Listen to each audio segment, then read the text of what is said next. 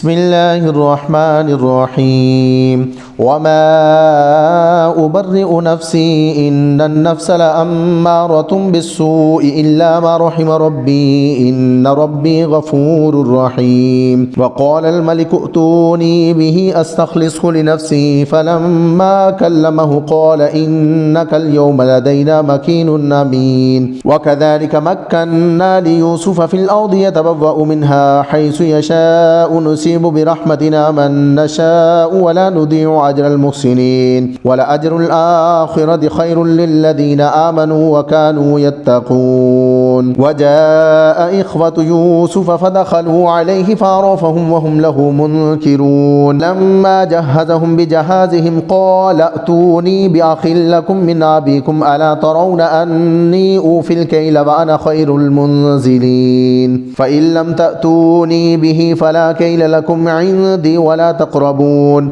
قالوا سنراود عنه أباه وإنا لفاعلون وقال لفتيانه اجعلوا بضاعتهم في رحالهم لعلهم يعرفونها إذا انقلبوا إلى أهلهم لعلهم يرجعون فلما رجعوا إلى أبيهم قالوا يا أبانا منع منا الكيل فأرسل معنا أخانا نكتل وإنا له لحافظون قال هل آمنكم عليه إلا كما أمنتكم على أخيه من قبل فالله خير حافظا وهو أرحم الراحمين ولما فتحوا متاعهم وجدوا بضاعتهم ردت إليهم قالوا يا أبانا ما نبغي هذه بضاعتنا ردت إلينا ونمير أهلنا ونحفظ أخانا ونزداد كيل بعير ذلك كيل يسير قال لن أرسله معكم حتى تؤتون موثقا من الله لتأتونني به إلا أن يحاط بكم فلما أتوه موثقهم قال الله على ما نقول وكيل وقال يا بني لا تدخلوا من باب واحد وادخلوا من أبواب متفرقة وما أغني عنكم من الله من شيء إن الحكم إلا لله عليه توكلت وعليه فليتوكل المتوكلون فلما دخلوا من حيث أمرهم أبوهم ما كان يغني عنهم من الله من شيء إلا حاجة في نفس يعقوب قضاها وإنه لذو علم لما علمناه ولكن أكثر الناس لا يعلمون ولما دخلوا على يوسف آبى إليه أخاه قال إني أنا أخوك فلا تبتئس بما كانوا يعملون فلما جهزهم بجهازهم جعل السقاية في رحل أخيه ثم أذن مؤذن أيتها العير إنكم لسارقون قالوا وأقبلوا عليهم ماذا تفقدون قالوا نفقد سواع الملك ولمن جاء به حمل بعير وأنا به زعيم قالوا تالله لقد علمتم ما جئنا لنفسد في الأرض وما كنا سارقين قالوا فما جزاؤه إن كنتم كاذبين قالوا جزاؤه من وجد في رحله فهو جزاؤه كذلك نجزي الظالمين فبدأ بأوعيتهم قبل وعاء أخيه ثم استخرجها من وعاء أخيه كذلك كدنا ليوسف ما كان ليأخذ أخاه في دين الملك إلا أن يشاء الله نرفع درجات من نشاء وفوق كل ذي علم عليم قالوا إن يسرق فقد سرق أخ له من قبل فأسرها يوسف في نفسه ولم يبدها لهم قال أنتم شر مكانا والله أعلم بما تصفون قالوا يا أيها العزيز إن له أبا شيخا كبيرا فخذ أحدنا مكانه إنا نراك من المحسنين قال معاذ الله أن نأخذ إلا من وجدنا متاعنا عنده إنا إذا لظالمون فلما استيأسوا منه خلصوا نجيا قال كبيرهم ألم تعلموا أن أباكم قد أخذ عليكم موثقا من الله ومن قبل ما فرطتم في يوسف فلن أبرح الأرض حتى يأذن لي أبي أو يحكم الله لي وهو خير الحاكمين ارجعوا إلى أبيكم فقولوا يا أبانا إن ابنك سرق وما شهدنا إلا بما علمنا وما كنا للغيب حافظين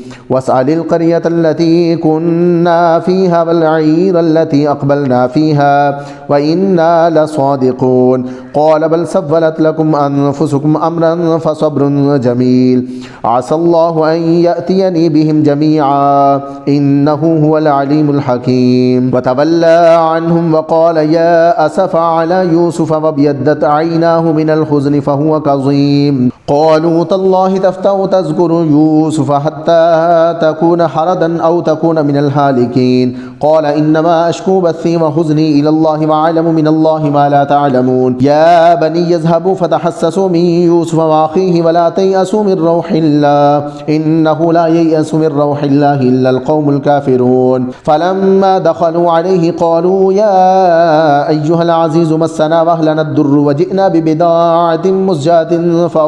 فأوف لنا الكيل وتصدق علينا إن الله يجزي المتصدقين قال هل علمتم ما فعلتم بيوسف وأخيه إذ أنتم جاهلون قالوا أئنك لأنت يوسف قال أنا يوسف وهذا أخي قد من الله علينا إنه من يتق ويصبر فإن الله لا يضيع أجر المحسنين قالوا تالله لقد آثرك الله علينا وإن كنا لخاطئين قال لا تثريب عليكم اليوم يغفر الله لكم هو أرحم الراحمين اذهبوا بقميصي هذا فألقوه على وجه أبي يأتي بصيرا وأتوني بأهلكم أجمعين ولما فصلت العير قال أبوهم إني لا أجد ريح يوسف لولا أن تفندون قالوا تالله إنك لفي ضلالك القديم فلما أن جاء البشير ألقاه على وجهه فارتد بصيرا قال ألم أقل لكم إني أعلم من الله ما لا تعلمون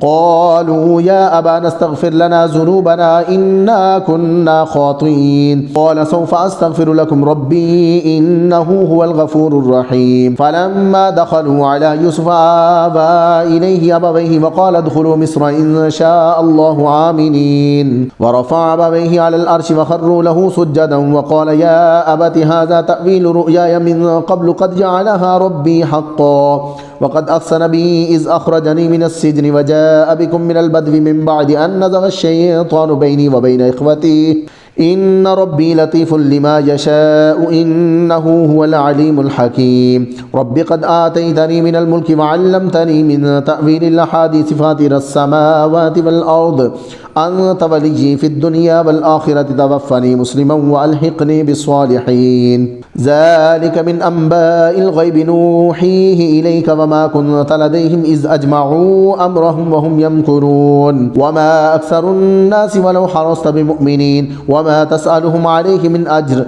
إن هو إلا ذكر للعالمين وكأي من آية في السماوات والأرض يمرون عليها وهم عنها معرضون وما يؤمن أكثرهم بالله إلا وهم مشركون أفأمنوا أن تأتيهم غاشية من عذاب الله أو تأتيهم الساعة بغتة وهم لا يشعرون قل هذه سبيلي أدعو إلى الله على بصيرة أنا ومن اتبعني وسبحان الله وما أنا من المشركين وما أرسلنا من قبلك إلا رجالا نوحي إليهم من أهل القرى أفلم يسيروا في الأرض فينظروا كيف كان عاقبة الذين من قبلهم ولدار الآخرة خير للذين اتقوا فلا تعقلون حتى إذا استيأس الرسل وظنوا أنهم قد كذبوا جاءهم نصرنا فنجي من نشاء ولا يرد بأسنا عن القوم المجرمين لقد كان في قصصهم عبرة لأولي الألباب ما كان حديثا يفترى ولكن تصديق الذي بين يديه وتفصيل كل شيء وهدى ورحمة لقوم يؤمنون بسم الله الرحمن الرحيم ألف لام ميم را تلك آيات الكتاب والذي أنزل إليك من ربك الحق ولكن أكثر الناس لا يؤمنون الله الذي رفع السماوات بغير عمد ترونها ثم استوى على الأرش وسخر الشمس والقمر كل يجري لأجل مسمى يدبر الأمر يفسر الآيات لعلكم بلقاء ربكم توقنون وهو الذي مد الأرض وجعل فيها رواسي وأنهارا ومن كل الثمرات جعل فيها زوجين اثنين يغشي الليل النهار إن إن في ذلك لآيات لقوم يتفكرون في الأرض قطع متجاورات وجنات من أعناب وزرع ونخيل صنوان وغير صنوان يسقى بماء واحد ونفضل بعدها على بعد في الأكل إن في ذلك لآيات لقوم يعقلون وإن تعجبك فعجب قولهم أإذا كنا ترابا أإنا لفي خلق جديد أولئك الذين كفروا بربهم وأولئك الأغلال في أعناقهم وأولئك أصحاب النار هم فيها خالدون يستعجلونك بالسيئات قبل الحسنة وقد خلت من قبلهم المثلات وإن ربك لذو مغفرة للناس على ظلمهم وإن ربك لشديد العقاب ويقول الذين كفروا لولا أنزل عليه آية من ربه إنما أنت منذر ولكل قوم هاد الله يعلم ما تحمل كل أنثى وما تغيض الأرحام وما تزداد وكل شيء عنده بمقدار عالم الغيب والشهادة الكبير المتعال سواء منكم من أسر القول ومن جهر به ومن هو مستخف بالليل وسارب بالنهار له معقبات من بين يديه ومن خلفه يحفظونه من أمر الله إن الله لا يغير ما بقوم حتى يغيروا ما بأنفسهم وإذا أراد الله بقوم سوءا فلا مرد له وما لهم من دونه من وال هو الذي يريكم البرق خوفا وطمعا وينشئ السحاب الثقال ويسبح الرعد بحمده والملائكة من خيفته ويرسل الصواعق فيصيب بها من يشاء وهم يجادلون في الله وهو شديد المحال له دعوة الحق والذين يدعون من دونه لا يستجيبون لهم بشيء إلا كباسط كفيه إلى الماء ليبلغ فاه وما هو ببالغه وما دعاء الكافرين إلا في ضلال ولله يسجد من في السماوات والأرض طوعا وكرها وظلالهم بالغدو والآصال قل من رب السماوات والأرض قل الله قل أفأتخذتم من دونه أولياء لا يملكون لأنفسهم نفعا ولا ضرا قل هل يستوي الأعمى والبصير أم هل تستوي الظلمات والنور أم جعلوا لله شركاء خلقوا كخلقه فتشابه الخلق عليهم قل الله خالق كل شيء وهو الواحد القهار أنزل من السماء ماء فسالت أودية بقدرها فاحتمل السيل زبدا رابيا ومما يوقدون عليه في النار ابتغاء حلية أو متاع زبد مثله كذلك يضرب الله الحق والباطل فأما الزبد فيذهب جفاء وأما ما ينفع الناس فيمكث في الأرض كذلك يضرب الله الأمثال للذين استجابوا لربهم الحسنى والذين لم يستجيبوا له لو أن لهم ما في الأرض جميعا ومثله معه لافتدوا به أولئك لهم سوء الحساب ومأواهم جهنم وبئس المهاد أفمن يعلم أن ما أنزل إليك من ربك الحق كمن هو أعمى إنما يتذكر أولو الألباب الذين يوفون بعهد الله ولا ينقضون الميثاق والذين يصلون ما أمر الله به أن يوصل ويخشون ربهم ويخافون سوء الحساب والذين صبروا ابتغاء وجه ربهم وأقاموا الصلاة وأنفقوا مما رزقناهم سرا وعلانية ويدرؤون بالحسنة السيئة أولئك لهم عقبى الدار جنات عدن يدخلونها ومن صلح من آبائهم وأزواجهم وذرياتهم والملائكة يدخلون عليهم من كل باب سلام عليكم بما صبرتم فنعم عقبى الدار والذين ينقضون عهد الله من بعد ميثاقه ويقطعون ما أمر الله به أن يوصل ويفسدون في الأرض أولئك لهم اللعنة ولهم سوء الدار الله يبسط الرزق لمن يشاء ويقدر وفرحوا بالحياة الدنيا وما الحياة الدنيا في الآخرة إلا متاع ويقول الذين كفروا لولا أنزل عليه آية من ربه قل إن الله يضل من يشاء ويهدي إليه من أناب الذين آمنوا وتطمئن قلوبهم بذكر الله ألا بذكر الله تطمئن القلوب الذين آمنوا وعملوا الصالحات طوبى لهم وحسن مآب كذلك أرسلنا في أمة قد خلت من قبلها لتتلو عليهم الذي أوحينا إليك وهم يكفرون بالرحمن قل هو ربي لا إله إلا هو عليه توكلت وإليه متاب الحساب. ولو أن قرآنا سيرت به الجبال أو قطعت به الأرض أو كلم به الموتى بل لله الأمر جميعا أفلم ييأس الذين آمنوا أن لو يشاء الله لهدى الناس جميعا ولا يزال الذين كفروا تصيبهم بما صنعوا قارية أو تحل قريبا من دارهم حتى يأتي وعد الله إن الله لا يخلف الميعاد. ولقد استهزئ برسل من قبلك فأمليت للذين كفروا ثم أخذتهم فكيف كان عقاب. أفمن هو قائم على كل نفس بما كسبت وجعلوا لله شركاء قل سموهم أم تنبئونه بما لا يعلم في الأرض أم بظاهر من القول بل زين للذين كفروا مكرهم وصدوا عن السبيل ومن يضلل الله فما له من هاد لهم عذاب في الحياة الدنيا والعذاب الآخرة أشق وما لهم من الله من واق. مثل الجنة التي وعد المتقون تجري من تحتها الأنهار كلها دائم وظلها تلك عقبى الذين اتقوا وعقبى الكافرين النار. والذين آتيناهم الكتاب يفرحون بما أنزل إليك ومن الأحزاب من ينكر بعده قل إنما أمرت أن أعبد الله ولا أشرك به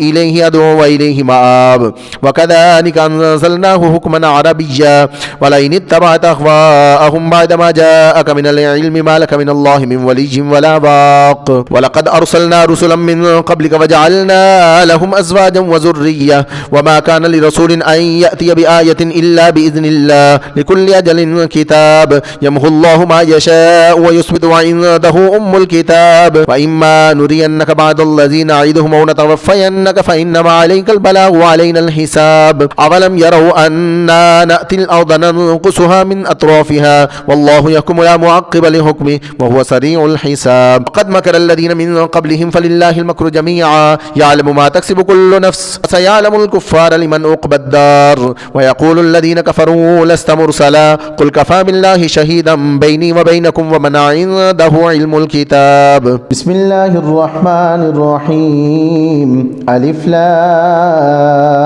را كتاب أنزلناه إليك لتخرج الناس من الظلمات إلى النور بإذن ربهم إلى صراط العزيز الحميد. الله الذي له ما في السماوات وما في الأرض وويل للكافرين من عذاب شديد. الذين يستحبون الحياة الدنيا على الآخرة ويصدون عن سبيل الله ويبغونها عوجا أولئك في ضلال بعيد. وما أرسلنا من رسول إلا بلسان قومه ليبين لهم فيضل الله من يشاء ويهدي من يشاء وهو العزيز الحكيم. ولقد أرسلنا موسى بآياتنا أن أخرج قومك من الظلمات إلى النور وذكرهم بأيام الله إن في ذلك لآيات لكل صبار شكور. وإذ قال موسى لقومه اذكروا نعمة الله عليكم إذ أنجاكم من آل فرعون يسومونكم سوء العذاب يذبحون أبناءكم ويستحيون نساءكم وفي ذلكم بلاء من ربكم عظيم. وإذ تأذن ربكم لئن شكرتم لأزيدنكم ولئن كفرتم إن عذابي لشديد. وقال موسى إن تكفروا أنتم ومن في الأرض جميعا فإن الله لغني حميد. ألم يأتكم نبأ الذين من قبلكم قوم نوح وعاد وثمود والذين من بعدهم لا يعلمهم إلا الله جاءتهم رسلهم بالبينات فردوا أيديهم في أفواههم قالوا إنا كفرنا بما أرسلتم به وإنا لفي شك مما تدعوننا إليه مريب. قالت رسلهم أفي الله شك فاطر السماوات والأرض يدعوكم ليغفر لكم من ذنوبكم ويؤخركم إلى أجل مسمى قالوا إن أنتم إلا بشر مثلنا تريدون أن تصدونا عما كان يعبد آباؤنا فأتونا بسلطان مبين. قالت لهم رسلهم إن نحن إلا بشر مثلكم ولكن الله يمن على من يشاء من عباده وما كان لنا أن نأتيكم بسلطان إلا بإذن الله وعلى الله فليتوكل المؤمنون وما لنا ألا نتوكل على الله وقد هدانا سبلنا ولنصبرن على ما آذيتمونا وعلى الله فليتوكل المتوكلون وقال الذين كفروا لرسلهم لنخرجنكم من أرضنا ولتعودن في ملتنا فأوحى إليهم ربنا لنهلكن الظالمين ولنسكننكم الأرض من بعدهم ذلك لمن خاف مقامي وخاف وعيد واستفتحوا وخاب كل جبار عنيد من ورائه جهنم ويسقى من ماء صديد يتجرعه ولا يكاد يسيغه ويأتيه الموت من كل مكان وما هو بميت ومن ورائه عذاب غليظ مثل الذين كفروا بربهم أعمالهم كرماد اشتدت به الريح في يوم عاصف لا يقدرون مما كسبوا على شيء ذلك هو الضلال البعيد ألم تر أن الله خلق السماوات والأرض بالحق إن يشأ يذهبكم ويأتي بخلق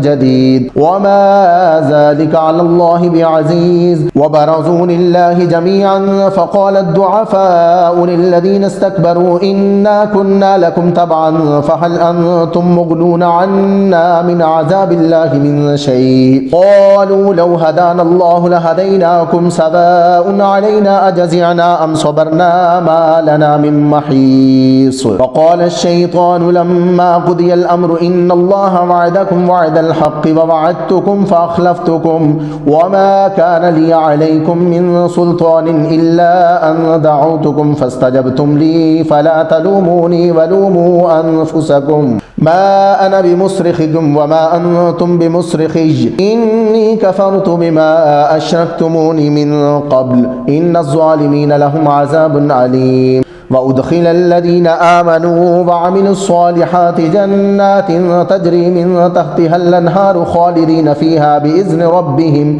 تحيتهم فيها سلام ألم تر كيف ضرب الله مثلا كلمة طيبة كشجرة طيبة أصلها ثابت وفرعها في السماء تؤتي أكلها كل حين بإذن ربها ويضرب الله الأمثال للناس لعلهم يتذكرون ومثل كلمة خبيثة كشجرة خبيثة اجتثت من فوق الأرض ما لها من قرار يثبت الله الذين آمنوا بالقول الثابت في الحياة الدنيا وفي الآخرة ويضل الله الظالمين ويفعل الله ما يشاء ألم تر إلى الذين بدلوا نعمة الله كفرا وحلوا قومهم دار البوار جهنم يصلونها وبئس القرار وجعلوا لله أندادا ليضلوا عن سبيله قل تمتعوا فإن مصيركم إلى النار قل لعبادي الذين آمنوا يقيموا الصلاة وينفقوا مما رزقناهم سرا وعلانية من قبل أن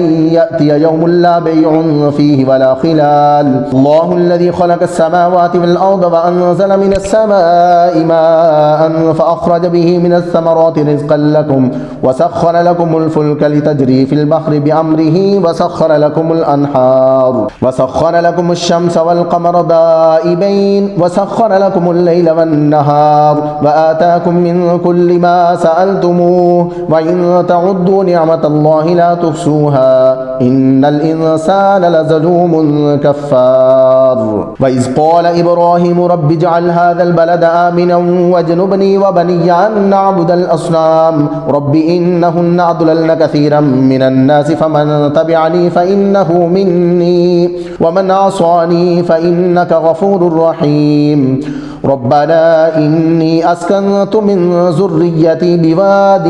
غير ذي زرع عند بيتك المحرم ربنا ليقيموا الصلاة فاجعل أفئدة من الناس تهوي إليهم وارزقهم من الثمرات لعلهم يشكرون ربنا إنك تعلم ما نخفي وما نعلن وما يخفى على الله من شيء في الأرض ولا في السماء الحمد لله الذي وهب لي على الكبر إسماعيل وإسحاق بالحق إن ربي لسميع الدعاء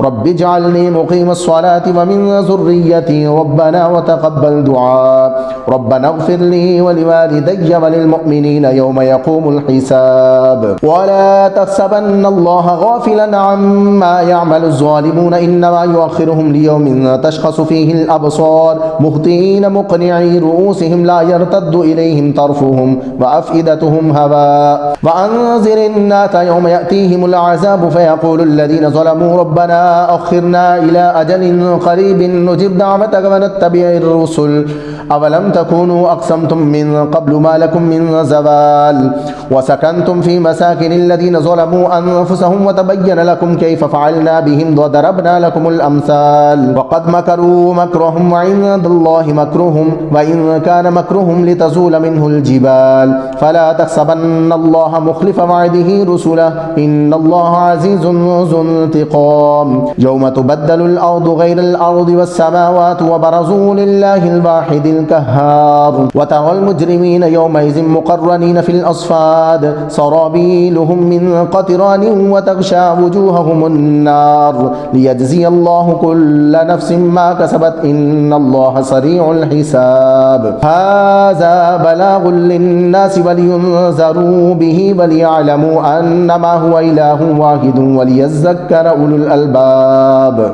بسم الله الرحمن الرحيم ألف لام را تلك آيات الكتاب وقرآن